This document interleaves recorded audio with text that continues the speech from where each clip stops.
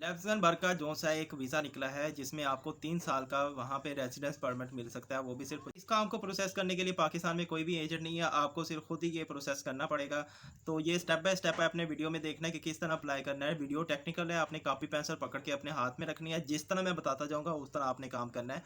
तो चलें वीडियो को एंड तक देखिएगा ताकि आपको सारी समझ आ सके और आप लैक्समबर्ग का 3 साल का रेजिडेंस परमिट हासिल कर सकें। बिस्मिल्लाहिर्रहमानिर्रहीम, अस्सलाम वालेकुम। आप देख रहे हैं study in Europe YouTube channel.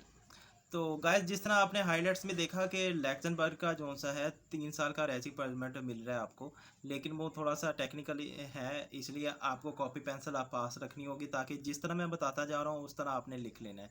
ठीक है, तो स्टार्ट करते हैं कि ये जो सा लैक्समबर्ग का ये रेजिडेंस परमिट होता है, ये बिजनेस वीज़ा जो सा डी कैटेगरी में आता है। तो डी कैटेगरी में अब जब इस जो सा है वीज़े के लिए अप्लाई करना है, तो ये कुछ कैटेगरीज हैं, कुछ रिक्वायरमेंट है, वो पूरी कर लेने हैं।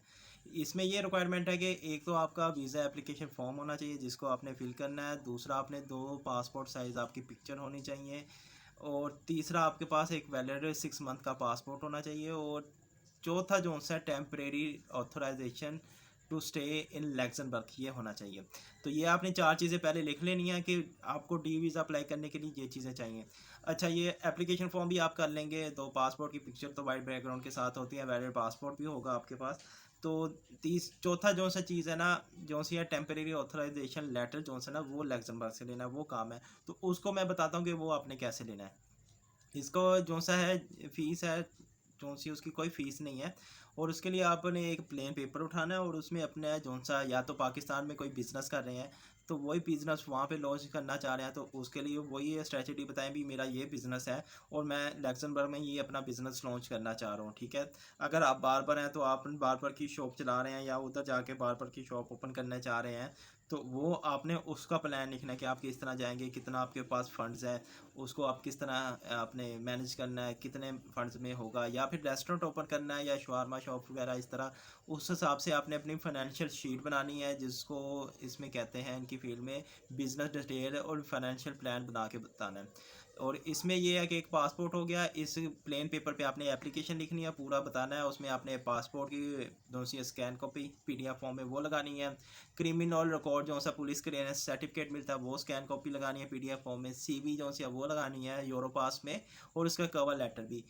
डिटेल का बिजनेस प्लान होना चाहिए कि जो कि मैंने अभी स्टार्ट में बताया कि बिजनेस प्लान बनाना है आपने। प्रूफ ऑफ इकोनॉमिक रिसोर्सेज, आपने ज़रूरी नहीं है कि ये आपके पास बैंक स्टेटमेंट लिक्विड कैश में हो तो वही आप प्रूफ दे सके। आपने इसमें अपना कोई प्रॉपर्टी का भी बता सकते हैं, या कोई आपकी व्हीकल है या बसेस हैं या कार है उसको सेल कर सकते हैं। इस तरह की कोई भी आपने उनको सोर्सेज ऑफ फंड्स का बताना है। अगर तो आप बिजनेसमैन हैं तो आपके टैक्स रिटर्न आ जाएंगे, वही सोर्स होगा, तो ये चीज़ होगी। बैलेंस शीट में बताना है कि फाइनेंशियल स्टेटमेंट किस तरह किया आपने, ये बताना है। और अगर तो आपके पास बिजनेस परमिट है पाकिस्तान का तो वो भी आपने साथ में लगा लेना है। एनटीएन वगैरह हो गया, आपने बिजनेस का लेटर हेड हो गया, वेबसाइट अगर है तो उसका भी लिंक आपने दे देना है। और उसके बाद चैम्बर ऑफ कॉमर्स का अगर कार्ड है और उसमें जो सा आपका बिजनेस जिस नाम से रजिस्टर्ड है वो भी आपने लगा लेना है। ठीक है, ये लवाजमात आपने पूरे कर लेने हैं, और ये जो सी है एप्लीकेशन आपने भेज देनी है। ये जो सा है लग्जमबर्ग की जो सी है जनरल, इसका मैं ये आपको दिखा रहा हूँ कि एड्रेस भी कहाँ पे है। General department of immigration, department for foreigner, इस पे आपने भेजना। ये एड्रेस भी मेंशन है, 26 रूट डी आर्लन एल 1140 लैक्समबर्ग। अगर तो आप इधर नहीं भेजना चाह रहे, पैसे बचाना चाह रहे हैं 4-5 हज़ार, तो फिर आप बेल्जियम की एम्बेसी यहाँ पे ऑपरेट करते हैं लैक्समबर्ग को, वहाँ पे आप भेज दें, आप वहाँ पे सबमिट करवा दें।